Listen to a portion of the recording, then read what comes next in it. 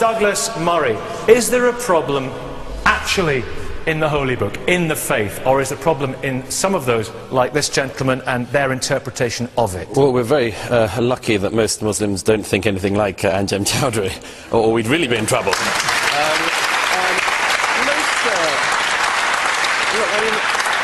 Most Muslims, both in Britain and across the world, are law-abiding, decent people for whom their faith is an important part of their lives. However, there is an awkward thing about Islam, which is that Islam's religion, its founder, was a more violent man than, for instance, the founder of Christianity. I'd give you an example. I mean, if Christ, I'm not a Christian, but I have no truck in this thing, but if Christ had been a warrior, had killed people he captured, Christianity's history would be even more violent than it has been. I'd give you one other example. When a woman is brought in adultery to Jesus, he says, he who's without sin casts the first stone. When Muhammad has a woman brought in adultery to him, he orders her to be stoned.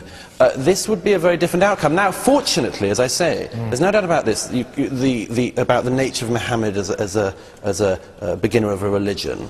There's no doubt about that, but there is also no doubt about the fact, as I say, that most Muslims don't behave in that way. Because religion is open... Sorry, Douglas, that's untrue. It's untrue. You've deliberately picked on one example, and that is Jesus Christ, the prophet of God. Before that, there were many other prophets that Christians also believe in, such as the prophets of the Old Testament, who launched wars, who were kings, King Solomon, King David. Hold on, Douglas, I'm making a point here, which is that prophets, during those times, some of them fought, some of them didn't fight, some of them it's disputed whether they fought. The point is that all religions are interpreted. We can't say here that Islam is one thing or another. But Jesus' message was very clear. He never said to stone anyone to death, Jesus, did he? I think it's disputed, even the fact that the Prophet Muhammad stoned people to death. That's not a fact. That's not a fact. But yeah, you can admit it. Harris Rafiq. Yeah, just a couple of points. First of all, did the Prophet order people to be stoned to death? Right, okay. That case itself was where the woman insisted that she had punishment. There was one case where the woman was stoned, and that was when she came to the Prophet Muhammad, peace upon him, and said, I have committed adultery.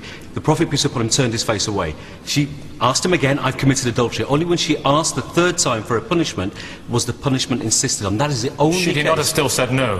I beg your pardon? Should he not have still said no? No, she insisted. But Douglas Murray, there are some disturbing young people being far more radical. Disturbing surveys about 7/7 and 9/11 come out, don't Absolutely, and the younger they go in this country at the moment, the more likely they are to be radical. This is the problem, and the previous speaker was absolutely right about this, that the politicised version of Islam is the real problem at the moment. Most faiths take a long time to sort of work themselves out, to be interpreted, for people to drop verses that aren't any good. Christianity and Judaism, many centuries ago, got through this process of dropping the wicked and the violent verses. Islam has to do that now, and it has to do it fast. But isn't that compromising your religion, editing it for the times in which you live? Isn't that And if I can say so, I mean,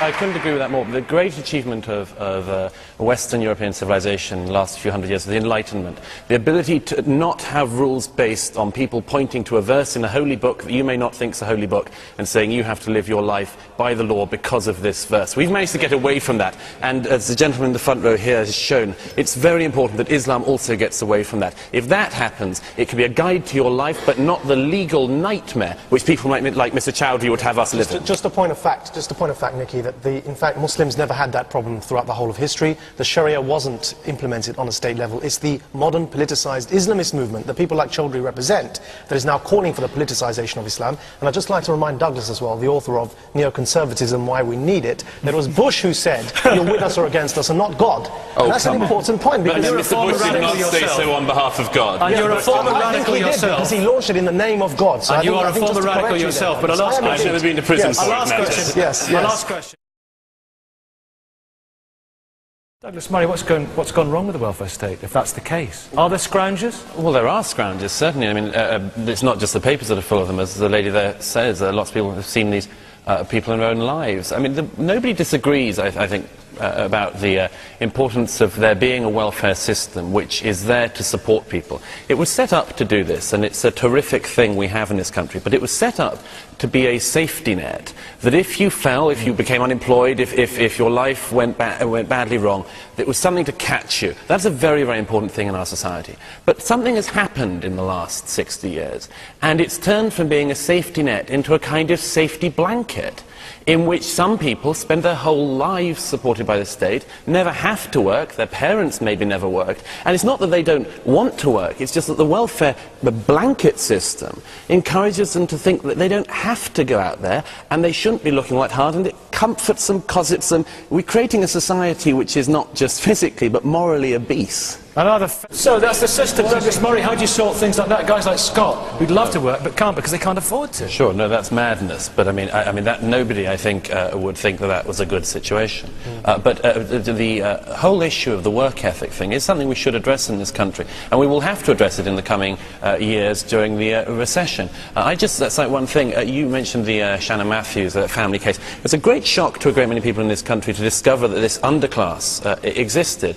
But we have to also recognise the fact that to a very great extent that underclass was created because the working class was imported into this country. You then got the idea that there were jobs that people who lived in Britain could not do, they were beneath them, and there are other countries in Europe that have the same problem. We've got to get around this idea. If we want our streets cleaned, we're going to have to go and clean the streets. Somebody has to do the job. What would you like